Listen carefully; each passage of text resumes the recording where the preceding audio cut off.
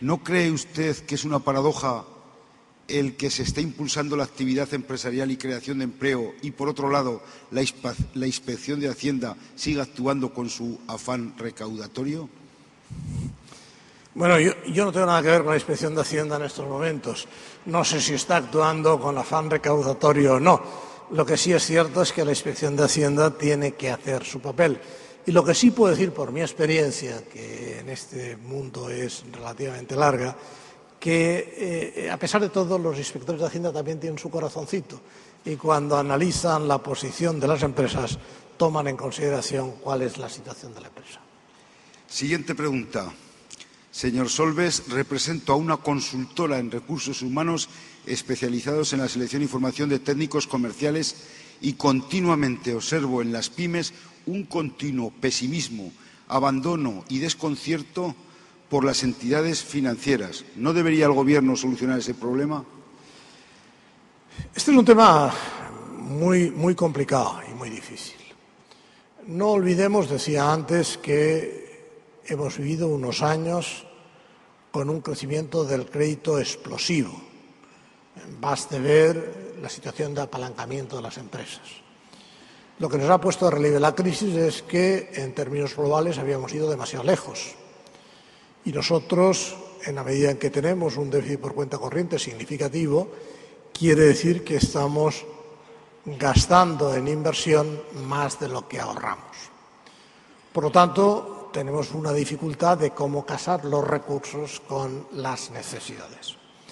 Yo creo que vamos a vivir un periodo, o estamos viviendo ya un periodo de cierto ajuste, y es verdad que hemos pasado también de políticas de riesgo, yo diría que excesivamente flexibles en el pasado, a políticas mucho más restrictivas en el momento actual.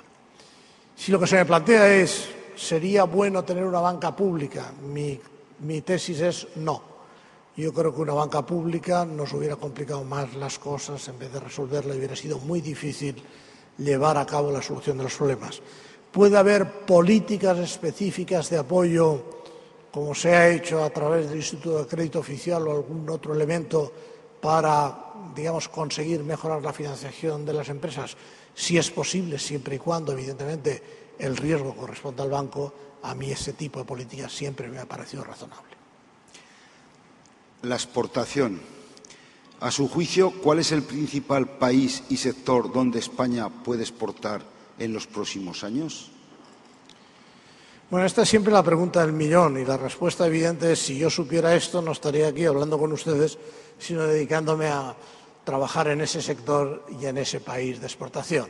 Pero bromas aparte, sí es evidente, como decía antes, que la crisis tiene un claro impacto diferencial por países.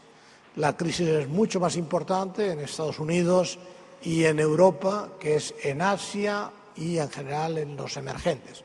También tiene impacto negativo en Japón.